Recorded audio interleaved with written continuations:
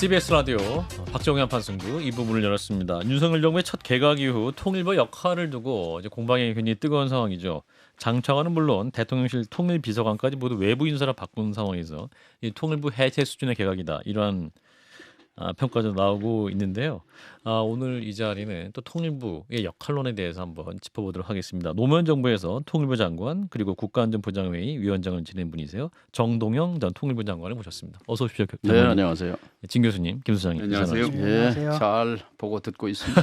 요즘 어떻게 지내십니까? 고향에 계신다고. 예, 고향에도 있고 서울에도 오고 그렇습니다. 예. 자, 이번에 이제 통일부가 굉장히 논란인데 지금 이제 대통령 말이 그동안 통일부는 마치 대북 지원부 같은 역할을 해왔다. 그래서는 안 된다. 달라질 때 됐다. 이런 말씀을 했거든요. 통일부가 대북 지원부였습니까? 이 말부터 좀 어떻게 대통령 판단하십니까? 말씀 들어보면은 통일부 존재 음. 자체가 싫거나 부담스러웠던 것 같아요. 아하. 그래서 왜 저런 인식을 가졌을까? 음. 인지과학은 우리 진 교수가 전문가입니다만, 예. 적개심. 아하. 그러니까 선악 이분법의 세계관을 가진 분이잖아요. 죄 있는 자, 죄 없는 자. 검사 흑백, 출신으로서. 선악. 음. 제가 윤 대통령의 이런 사고 인식을 보면서 비슷한 인물이 떠올라요. 예. 북을 악마로 규정해요. 그분은 악마다. 악의 축이 하나다. 예. 그리고 악마와는 대화할 필요가 없다. 악마는 쳐부술 뿐이다. 이게 악의 딕 축. 체니의 말인데요. 딕 체니. 예, 딕 체니. 아하. 그 연상이 많이 됩니다. 부시 전 대통령도 그런 말 하긴 악의축 발언 하긴 했었죠. 예, 그렇죠. 예, 그렇지만 딕 체니가 예, 원조니까. 예. 쳐부숴야 한다 하는 얘기까지는 안 했으니까. 안 했죠. 예, 예. 그래서 윤 대통령이 이걸 악으로 규정하면 대화, 교류, 협력 이거는 무의미한 거죠. 이거는 이제 억제해야 되고 억압해야 되고 굴복시켜야 할 대상이기 때문에 그래서 지금까지 이 통일부의 역할을 북한 지원부라고 본 거고 예. 이제부터는 우리 입장에 서야 한다. 우리 입장이라는 건 뭐냐? 바로 억제, 억압, 예. 그다음에 굴복 뭐 이걸 얘기하는 거죠. 그런 입장에서 봤을 때는 그러니까 저는 권영세 의원을 왜 통일부 장관에 임명했는지가 사실 개인적으로 좀 궁금한데요. 장관님 생각하시기에는 권영세 의원에게 그런 역할을 맡겨서 자 들어가서 이제 통일부를 이렇게 북한을 억압하는 도구로 써라라고 했는데 권영세 장관이 그 명령을 듣지 않고 기존의 통일부대로 운영하려고 했던 건가요? 아니면 1년 기간 동안 대통령이 뭐 남북 관계, 한미일 관계 이런 걸 거치면서 지금에 와서 대북 관계에 대해서 거의 대적하는 개념식으로 더 발전이 된 상태로 보십니까? 처음 취임하고 나서 1년 동안 계속 나빠진 거지요. 그러니까 대북관이. 근데 저는 제 추론으로는 김태효 씨의 세계관이 윤석열 대통령의 세계관에 침투했다. 그리고 내면화됐다 이렇게 생각합니다. 김태효 차장의 김태효 내면화됐다. 씨는 북한 붕괴론자입니다. 아하. 그렇게 강연하고 다녔어요. 아하. 2008년에 그 이명박 정부 때 비서관이었죠. 비서관이었는데 예. 그해 2008년 8월에 김정일 위원장이 이제 뇌졸중으로 쓰러졌죠. 예. 그 첩보를 입수하고 나서부터 곧 북은 붕괴한다, 무너진다. 여름에 무너지지 않으면 첫눈이 올 때까지는 무너진다. 이런 확신을 갖고 있었어요. 지금도 아마 세게 압박하면 레이건 때 소련을 압박하니까 소련이 붕괴한 것처럼 계속 탄도미사일 쏘고 군비 경쟁 따라오다가 무너질 거다 이런 신념을 갖고 있을 거고 예. 또 하나 그 뭐냐면은 미중 충돌 임박론 파국설을 믿는 사람이거든요. 김태효 차장이 그 미중이 곧 붙는다, 충돌한다. 그러면 이기는 쪽에 붙어야 된다. 그게 이제 한미일 동맹 노선으로 가게 되는데 예. 이것이 계속해서 한 번, 두 번 가장 지근거리에 있잖아요. 대통령과 김태효의 세계관이 윤석열의 세계관으로 저는 내면화됐다고 보는 겁니다. 그것이 이 통일부 폐지, 사실상 폐지죠. 이렇게 하려면 폐지하는 게 맞습니다. 통일부 없애는 게 맞습니다. 차라리 폐지해라. 사실 저기 이명박 정권 때 사실 그때 폐지하려고 했는데 부서 폐지하는 게 쉽지가 않으니까 못했는데 그러니까 지금도 그 쉽지 않으니까 사실상 존치는 하되 기능을 바꿈으로써 사실상 폐지를 하겠다라는 의지인 것 같고. 그렇지, 정확히 사실상 폐지론이죠. 정말 그러니까 이제 그 말씀에 붙어서 하나만 같이 여쭤보면 그 북한 붕괴론 말입니다. 예. 뭐 붕괴를 한다 치고, 그러니까 실제로 붕괴를 한다라고 예정했을 때 붕괴를 하면 우리한테 도움이 됩니까? 그러니까 한국이란 나라를 별개로 뭐지 한민족 공동체 이런 거 다 버리고 그냥 지금 저들의 주장대로, 그러니까 김태호나 이런 이제 소위 말하는 뉴라이트들의 주장대로 북한이 붕괴되면 그게 한국에는 도움이 되는 일입니까? 재앙이죠, 재앙. 그리고 이거 현실성이 없습니다. 그리고 과학적 근거도 없고요. 그다음에 일단 중국이라는 우리는 한미동맹이 지난 70년간 우리의 우산이었고 예. 경제발전의 토대였는 반면 중국은 두 개의 동맹이 있었는데 하나의 동맹은 이제 소멸했고 하나의 동맹은 이제 북의 입장에서 보면 배반한 거거든요. 남쪽과 손 잡았다 이렇게 보는 건데 어쨌든 G2로 부상한 중국의 대북 정책이 3요소가 있습니다. 첫 번째가 북핵 불용, 핵은 안 된다. 두 번째 전쟁 불용, 남쪽 한미 동맹에 의해서 무력 침탈은 우리도 개입하겠다 뭐 이런 것이고 세 번째가 북한 붕괴 불용입니다.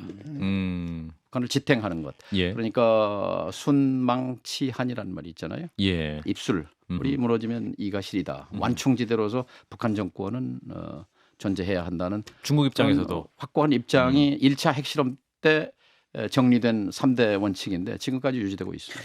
그 보수층 일각의 그 강경한 태도들, 그 제가 볼 때는 상당히 이제 극우라고 할 수 있는 이런 사고 방식을 가진 사람들에 의해서 정권이 이제 휩쓸리는 경우가 매번 있었던 것 같아요. 노태우 정권 때 한 번 있었고, 이명박 정권 때 말씀하신 대로 있었고, 박근혜 정권 때는 심지어는 뭐까지 있었냐면 10만 명 수용하는 수용소를 저쪽 파주인가 어딘가 진짜 막 이런 계획까지 했던 거예요. 북한 붕괴를 가정하고 그러다 보니까 이번에 또 다시 윤석열 정권 딱 들어와도 제가 볼 때 이 사람들이 말은 안 하지만 사실상 북한 붕괴론을 강하게 믿고 있다는 느낌이 좀 들거든요. 그러니까 뭐 통일부 뭐하러 해?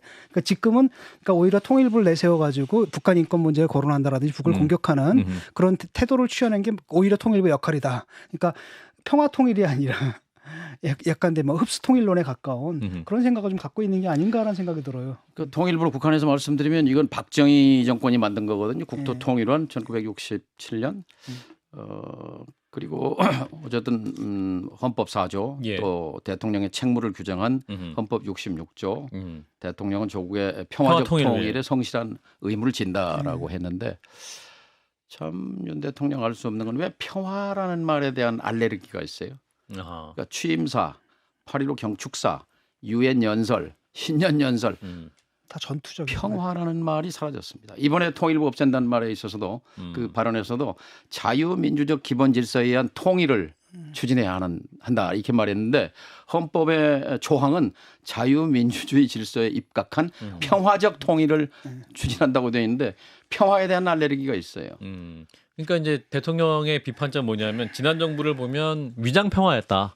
가짜 평화다. 가짜 평화였다. 사실 뭐 평화를 부르짖었지만 북한 핵개발 고도하고 아무것도 막지 못하지 않았느냐. 그런 의미에서 좀 평화 얘기는 더 이상 하지 말아야 된다는 현실적 접근을 말하는 거 아닙니까? 허위 의식이기도 하고요. 허위 의식. 있는 그대로 보는 것이 아니라 아하. 보고 싶은 대로 보는 겁니다. 가상 세계에 있어요.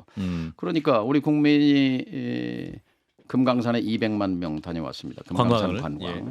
그리고 북쪽의 안내원들, 북쪽 주민들하고도 대화하고 소통하고 개성공단 11년 동안 가동하면서 거기 5만 5천 명의 북쪽 노동자와 2천 명의 남쪽 엔지니어나 경영진들이 함께 날마다 매일 이루어지는 작은 통일이 이루어지는 그런 이것이 평화에 도움이 되는 것. 이게 가짜 평화입니까? 아니면은 핵실험을 준비하고 탄도미사일을 윤석열 정부 1년 기간 동안 100번 넘게 쏘았습니다. 단거리, 중거리, 중장거리, 대륙간 탄도미사일. 예. 그리고 여기서 핵 잠수함, 그다음에 핵 항공모함, 스텔스 전투기, 이 장거리 이 핵무기를 실어 나르는 전폭기 이런 것들이 동원되고 30만 명씩 야외 실기동 훈련하는 한미 훈련. 일촉즉발의 전장터. 이것이 진짜 평화입니까? 이거는 언어 전도예요. 이게 언어 전도다. 다른 한편으로는 이제 저도 이제 그런 태도를 정부의 태도를 강하게 비판하지만은 사실상 북한이 이제 핵 개발을 고도화함으로써 예컨대 김대중 정권과 노무현 정권 때 우리가 사실 어느 정도 기대에 좀 부풀었지 않습니까? 그런 기대감은 많이 사라진 것 같아요. 그런 가운데서 통일부가 도대체 이런 상황 속에서 꼭 이 정권이 아니다 하더라도 민주당 정권이라면 예. 민주당 정권이다 하더라도 대체 무슨 일을 할 수 있을까 이런 생각이 좀 들거든요. 진보든 보수든 우리가 가야 할 길은 분명합니다. 핵무기가 필요 없는 상황을 만드는데 우리가 역할을 해야 되는 겁니다. 예. 그러니까 우리는 91년 전술핵이 100개 여기서 군산공항에서 철수한 이후에 이제 미국의 핵 우산 그러면서 한반도 비핵화 선언 8가지 원칙입니다. 예. 제조, 생산, 시험, 그다음에 반입, 또 보유, 저장, 배비, 사용 이 8개를 이제 공동선언을 했죠. 물론 이게 이제 무력화됐다, 백지화됐다 하지만 이 도덕적 기준입니다. 또 법률적 기준입니다. 북에 대해서 강하게 요구할 수 있는 근거란 예. 말이에요. 그런데 어쨌든 북은 동유럽이 무너지고 하나의 동맹이 소멸하고 하나의 동맹이 배반하고 그런 상황 속에서 예. 92년 초에 대남 담당 비서 김용순 비서를 워싱턴에 보냅니다. 워싱턴에 보내서 수교를 하면 우리가 주한미군 철수를 용인하겠다. 지금도 그 입장은 변함이 없습니다. 북의 입장은 그 제안을 해놓고 아직도 답을 안 주고 있다. 이게 이 북한의 공식적인 입장입니다. 그러니까 90년에 한소 수교, 92년에 한중 수교 이후에 북한의 생존 전략, 북한의 목표는 생존입니다. 생존. 세계 최강의 미국 그리고 최강의 한미 동맹 그 속에서 매년 봄에 3월, 4월 초에 이루어지는 당시에 팀 스피릿 훈련, 그 뒤에 이제 독수리 훈련, 8월에 이루어지는 을지 프리덤 가이드 훈련, 이 연례로 2번씩 이루어지는 이 대규모 훈련을 북의 입장에서는 핵 침공 연습으로 봅니다. 그러니까 자기들이 손 놓고 있어서는 그냥 밀고 올라오면 끝나는 걸로 생각하기 때문에 경기를 일으키는 거란 말이죠. 최우선 목표는 그것을 어떻게 저지하는 거에 있는 거예요. 북한 입장에서는. 그래서 지금까지 핵을 자신들이 이제 억지력으로 개발했다고 하면서 그러나 핵 포기 의사를 나타낸 것은 크게 3번입니다. 그 3번 다 뭐와 연결되어 있냐면 그들이 얘기하는 핵 침공 연습을 유예하거나 연기했을 때 이 자기들이 전략적 결단을 하게 됩니다. 94년이 그렇고요. 그 제네바 합의가 그리고 2005년에 핵 포기 결단 그리고 2018년 평창 올림픽 때 그 한미 군사 훈련 유예를 했지 않습니까? 문 대통령이 요청해서 그때 이제 그 이제 전략적 결단을 했었고 그리고 이제 하노이 결렬 하노이하고 싱가포르 북미 트럼프 정상회담 때 트럼프 대통령 입으로 기자회견에서 한미 군사 연습을 워 게임이라고 칭했거든요. 돈만 많이 들고 내가 봐도 이건 너무 도발적이다. 이거 안 하겠다. 2번 약속했어요. 싱가포르에서 약속하고 판문점에 번개 회동할 때 약속하고 오매불망. 그러니까 우리는 북이 늘 약속을 깨고 변덕을 부린다고 하지만 따지고 보면 정확하게 사실관계를 보면 약속을 안 지킨 것은 피장파장입니다. 미국도 마찬가지다. 그렇죠. 예. 다른 한편으로는 이제 북의 입장에서는 그러니까 보면은 사실 북에 우리는 이제 그런 생각을 하지 않습니까? 북이 핵을 포기할 수도 있다라는 기대감을 갖고 있는데 실제로 북의 입장에서는 이 사람들은 절대 포기할 수 없는 것 아니겠습니까? 그러니까 사실상 저 사람들이 얘기하는 게 비핵화가 아니라 사실상 핵 군축하자. 핵 동결과 우리가 이제 핵 보유국이다 사실상 핵 보유국은 사실인데 다만 우리가 핵 개발을 동결을 하거나 아니면 이미 만들어준 것 중에서 일부를 갖다 좀 줄이거나 이게 좀 정확한 인식이 아닌가 싶거든요. 네 맞습니다. 지금 북은 핵을 포기할 의사가 없습니다. 그렇죠. 없는데요. 이렇게 만든 또 배경이 있습니다. 말하자면 핵 문제가 시작했을 때는요. 북의 그 IAEA의 그 특별 사찰을 하자고 하고 해서 북한 1차 핵 위기 때는 북이 핵을 5g의 플루토늄을 꼬불친 의혹이 있다. 그거였거든요. 근데 지금은 핵무기를 60개 정도 갖고 있을 거다라고 커졌잖아요. 차원이 달라졌네요. 5g의 플루토늄과 60개의 핵무기. 이게 지난 핵무기 역사, 북한 핵의 30년 역사입니다. 우리는 뭐 하고 있었습니까? 그런데요, 주목할 것은 우리는 이 핵 문제가 남과 북 사이에서 빚어진 문제가 아니라 이것은 국제 정치 적대 관계의 산물입니다. 그러니까 한미일 북중로로 이렇게 했던 냉전 시대, 요즘 이제 신냉전 그런 기류가 있습니다만 그 속에서 우리는 한미 동맹 그리고 미국의 핵 우산에 의존했고 북은 북중 동맹, 북러 동맹 그거 와해되면서 자체적인 핵 개발에 매달렸고 예. 그런 상황 속에서 과연 미국, 중국, 일본, 러시아의 이 한반도 북핵 문제와 관련해서 어떤 이해관계를 가질 것이 어떤 이해관계가 있느냐 공통점이 있습니다. 우리 국민들이 그 놓치고 있는 부분이기도 한데요. 뭐냐면 미국이 일본이고 중국이고요. 예. 현상 유지를 선호합니다. 뭐 통일을 이대로가 원하지 좋다는 거죠. 미국의 이익입니다. 예. 이대로가 분단과 적대가 중국의 이익이고 일본의 이익입니다. 이걸 뚫고 나갈 것은 6.15 선언 공동선언 1항에 나와 있는 남과 북은 나라의 통일 문제를 그 주인이 누굽니까? 남과 북. 우리 주인이 자주적으로 그 문제를 풀어가야 한다고 하는 그 문제인식에서 출발해야 하는데 거기에 비하면 지금 윤 대통령 정부는 윤석열 정부는 뭐냐? 예. 미국에 기대서 풀어가려고 하고 일본에 기대서 풀어가려고 하고 이게 잘못된 거죠. 자, 그래서 이제 통일부 장관 후보자가 있는데 이분이 또 이제 김영호 성신여대 정외과 교수, 김정은 정권 타도를 주장하면서 인권 문제로 북한을 압박하고 변화시켜야 한다는 입장에 있습니다. 대북 강경파라고 알려지고 있는데 이 부분은 어떻게 판단하십니까, 장관? 이분이 원래는 운동권 출신이죠. 저는 그래서 거기에 문제가 있다고 봅니다. 이 사상 전향자거든요. 사상 전향자입니까? 네? 운동권. 운동권이라면 어떤 운동을? 민주화 운동권 예. 했던 분으로 알고 예. 있어요. 되게 거기서 이제 완전히 극우로 돌았단 말이죠. 되게 극단적인 사고 방식을 가진 그렇죠. 사람은 극좌라다가 좌와 우로 극우. 이걸 바꿀 수 있어도 이 극단성은 못 벗더라고요. 그런데 사상 전향한 사람들에게 핵심은 뭐냐면 믿을 수 없다는 겁니다. 아, 믿을 수 없습니까? 믿을 수 없죠. 자기 정신 세계가 분열적입니다. 원래 사람은 청년 시절, 젊은 시절의 생각이 평생 가는 거잖아요. 네? 바꿀 수도 있죠. 그것을 바꿀 수 있지만 예. 내면 세계는 두 개가 늘 있는 거죠.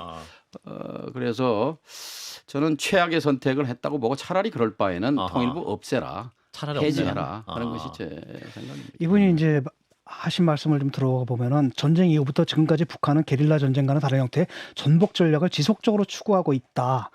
뭐 이런 건데 이게 무슨 80년대 상황이라면 맞겠는데 지금 저게 사실 현실에서 굉장히 동떨어진 사고 방식이잖아요. 예. 그래서 이 현실감을 상실한 분이고, 그러니까 현실 감각이 아니라 자기를 갖다 일단 상상계에서 멀어진 분인데 이런 분을 갖다가 바깥에 장관이다. 들여가서 장관을 시키는. 왜냐하면 내 통일부라든지 이런 데 부서는 정권이 바뀐다 하더라도 어떤 일관적으로 가는 그렇죠. 그런 일관성 프로토콜 같은 게 있는데 이런 분이 오게 되면 이제 그게 다 망가지는 거거든요.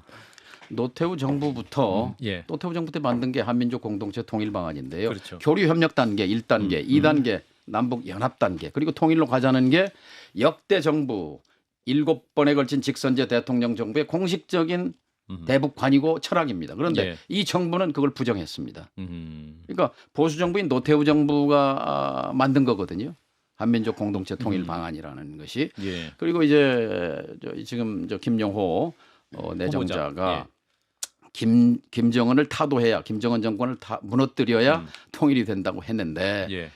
그 할아버지 김일성 주석이 사망했을 때 94년입니다. 그때 아마 6.25 이후에 가장 충격적인 뉴스였어요. 김일성 사망. 북은 김일성의 나라니까 김일성 사망. 그때 많은 사람들이 북이 무너질 것이라고 봤습니다. 특히 YS 대통령이 회고록에 이렇게 썼어요. 이제 어떤 사람이 이제 나중에 저 학자가 물었습니다. 그때 정상회담 보름 전이었거든요. 김일성 주석과의 남북 정상회담은 유효하다고 하셨더라면 그 남북 관계 관리를 해나갈 수 왜 그랬습니까? 하니까 쓸데없는 소리. 그때 전문가란 놈들이 100이면 100명이면 100명 다 예. 이제 무너집니다. 무너집니다. 기다리십시오. 정상회담은 무슨 얼어 죽을. 저도 그때 제가 통일부 출입 기자였고 북한 담당 기자였습니다. 제가 김일성 사망을 24시간 생중계 방송을 했습니다. 예. 뭐 48시간, 72시간 계속하면서 전문가들과 수없이 인터뷰했습니다. 뭐 대학 총장을 지낸 분, 뭐 평생 남북 관계를 연구하신 분, 정치학자, 국제정치학자, 사회학자. 정말 100이면 100. 다 붕괴한다. 빠르면 3일. 어쩌면 석 달. 늦어도 3년 안에 김일성 없는 북한은 생존할 수 없다. 이렇게 진단했어요. 그런데 김일성 주석 사망 후 30년이 지났습니다. 자, 김정일 위원장이 2008년에 뇌졸중으로 쓰러졌을 때 또 그때 정권 사람들이 철석같이 믿었어요. 곧 무너진다. 자, 이번에 이제 통일부 장관 임명된 사람이 바로 김정은이 무너지면 통일된다.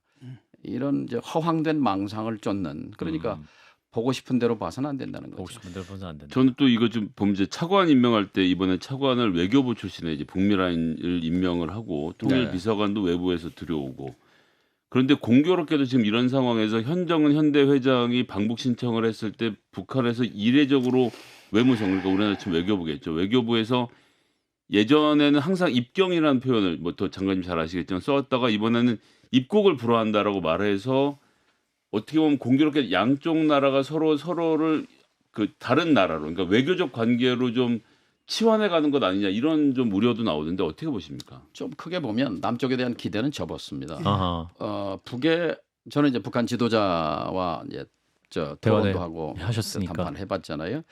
모든 관심의 하나에서 10가지 워싱턴에 가 있습니다. 아하. 이 자기들의 생존 확보는 북미 간의 적대 관계를 어떻게든 이건 풀어내야 하는 것이 국가 생존 목표인데요. 이제 때로는 이제 남쪽에 의지해서 워싱턴을 지렛대로. 가고자 했습니다. 그런데 그 기대를 접었습니다. 아하. 지금 좀 저 통통을 꼼지락꼼지락 하는 것이 지금 북일 정상회담. 기시다가 추구하고 그렇죠. 했다고. 왜냐하면 공식적으로. 기시다는 기시다의 이해관계, 김정은은 김정은의 이해관계 둘이 맞습니다. 아하. 이해관계가 맞아요. 김정은 위원장이 최근에 김영철 전 통전부장 정치구원을 고문으로 이제 다시 재등장을 시켰어요. 곰곰 생각해 보니까 제가 김정은 위원장이라면 저 워싱턴에 백악관까지 들어갔던 사람이잖아요. 그 북미 정상회담, 싱가포르, 하노이 다 배석했던 인물이에요. 워싱턴을 가장 잘 현장을 안다고 볼 수 있죠. 이 문제를 다뤘기 때문에 우선 기시다와의 그 북일 관계 정상회담 그 부분을 염두에 두고 일본을 거쳐서, 그리고 기시다가 지금 북쪽과 막부 접촉을 하는 것은 미국과 실시간으로 상의하면서 하고 있다고 생각합니다. 그렇군요. 이렇게 되면은 이제 윤석열 정부만 낙동강 오리알 될 가능성도 소외될 있습니다. 수 있다. 예. 자, 정동영 전 통일부 장관 뵙고 있습니다. 민주당 얘기 잠깐 하면서 이제 한 2분 남아서요. 3분 남아서 민주당 얘기를 좀 하면서 마무리할 텐데, 청취자 질문으로 장관님 내년 출마하십니까? 물어보시는 청취자가 있습니다. 오늘 혁신위원장이 그런 얘기했더고요. 예. 당과 대한민국의 운명에는 관심이 없고 예. 자기 정치에 몰두해서 당이 지리멸렬하다, 이런 비판을 했던데, 예. 그걸 이제 그 말씀에 이제 제 답변으로 하면 예. 저는 자기 정치에는 관심이 없습니다. 그리고 정말 당과 대한민국의 운명이 더 이상 나빠지지 않도록 뭐 무슨 역할이든 해야 되겠다, 그런 생각을 하고 있습니다. 고향이 전주시지 않습니까? 예. 출마설이 그래도 계속 지역에서 나오는 것 같은데. 그렇죠. 말씀하신 것은 그 출마하는 두 가지 방식에 관한 것이었던 것 같은데요. 또 나오느냐 하는 얘기를 듣고 나오고 싶진 않고요. 민심이 부른다면 그때 가서 판단하겠습니다. 민심이 부른다 판단하겠다. 이제 당 상황 혁신이 말씀하셨는데, 그 당 혁신이가 오늘 발표한 내용 보니까 또 특정 의원들 이름까지 거명하면서 이분들 당 흔들지 마라, 이런 얘기도 했어요. 사실 그거는 또 당 혁신위가 당을 흔들지 마라 말하는 건 또 언론의 자유를 침해하는 것이 아니냐, 당에서 말도 못하냐, 이런 반론 나올 수 있지 않겠습니까? 의원님 어떻게 보십니까, 장관님? 민주당의 목표는 총선 승리고 이제 정권 탈환이지 않겠습니까? 그렇습니다. 결국 뭐 뭉치면 살고 예. 흩어지면 죽는 거고, 여론조사도 내부에 분열과 갈등이 있으면 지지율이 떨어지는 거고, 예. 한 목소리로 원팀이 되면 올라가는 거니까 거기에 답이 있다고 생각하고요. 아까 미처 말 못한 한마디는 꼭 해야 되겠습니다. 말씀 주시죠. 제가 중국의 연변대학의 그 한반도 전문가들 20명과 3박 4일 동안 집중 토론을 했어요. 조선반도 연구소. 예. 그 조선반도 연구소가 중국 내에 60개 대학에 있는데 그중에 국가급은 연변대학 하나입니다. 그런데 예. 그 전문가들도 이걸 알고 싶어 했어요.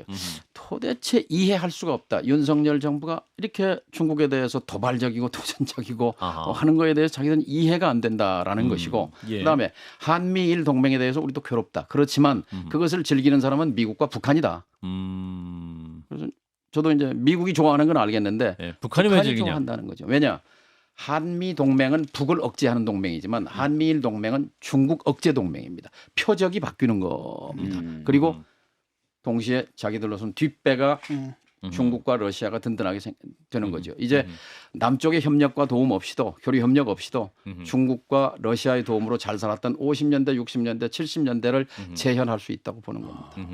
그렇군요. 근데 무엇보다 가서 느끼신 게 중국 입장에서 우리가 굉장히 중요하다라고 판단한다고 들으셨다면서요? 그렇죠. 인내하고 있다고 말합니다. 인내하고 있습니까? 네, 중국 전문가들이 아하. 한국이 너무나 중요하다는 거죠. 중국의 그 대학마다 지역 연구소가 있는데요. 예. 그 나라별로 연구소는 세 나라만 있습니다. 미국 연구소, 예. 러시아 연구소, 조선반도 연구소. 아하. 그리고는 일본도 동북아 지역 연구소에 들어갑니다. 아, 일본 연구소 따로 없군요. 예, 일본 연구소가 없고. 아하. 그만큼 조선반도는 자신들에게 국제정치 역학에서 아주 치명적으로 중요하다. 그러니까 한미일 이 준군사동맹 노선으로 가는 것이 마뜩치 않고 괴롭지만 그러나 발로 차서 미국 쪽으로 아예 보낼 수는 없다. 이제 중국 입장에서는 윤석열 그렇죠. 정부가 보수 진보를 떠나서 좀 특이한 정부로 보지 않겠습니까? 아무래도. 그렇죠. 그래서 다음 정부가 확실하게 교체될 것인가에도 관심을 가졌습니다. 정권 교체가 예, 될 예. 것인가. 그리고 또 체제 그러니까 중국의 이제 중국 특색 사회주의라고 얘기하는데 민주 집중제를 얘기하면서 예. 우리 시스템에서는 윤석열 대통령 같은 사람이 배출될 수 없는 시스템이다. 자기들 시스템이 우월하다. 뭐 이런 얘기도. 갑자기 검찰총장 출신 대통령이 나온 거 보고 또 중국도 좀 놀랬다. 뭐 이런 사실 말씀이지만. 지금 윤석열 대통령의 여러 가지 내치나 외교안보 남북관계 다루는 걸 보면은 예. 특히 이 진보 보수 말고 우리 중간층에 있는 국민들은 속은 거죠. 알겠습니다. 자, 오늘 일단 말씀 여기까지 듣고 다음에 또 민주당 얘기 또 상임 고문 여쭐 시간 있으면 좋겠습니다. 정동영 전 통일부 장관이었습니다. 고맙습니다, 장관님. 예, 감사합니다. 좋아요, 구독. 알림 설정.